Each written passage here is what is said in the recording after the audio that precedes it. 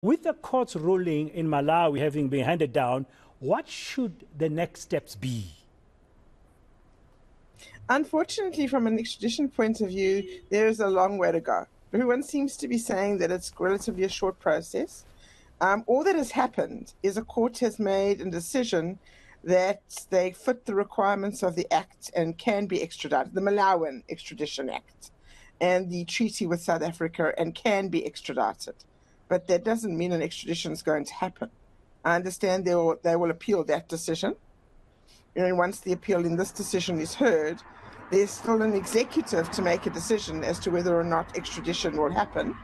And they can still make representations to the executive, and then they can review that decision. So it seems to be a long way off before anyone can say they will be extradited. Okay, the Malawian process mirrors the South African ones quite a bit. Okay, so the next possible step would be an appeal, which would then lead to the Yes. other processes following through, delaying this case going forward.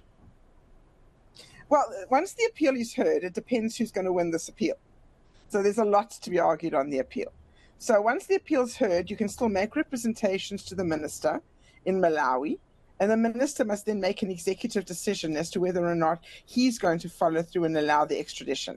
And then that decision can be reviewed, and then that decision can be appealed. So it's not a cut and dry decision. That's why I know that people find it very frustrating, but extradition takes a very long time. So even when there's a treaty in place, I mean, SADC has a treaty, both Malawi and South Africa are members of the regional bloc. And what would the obligations of the countries be? It's not quite so simple.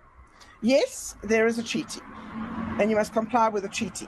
But then there's a court decision, and in the court, you have to prove that you've in fact complied with the treaty. In this case, you have to look at dual criminality.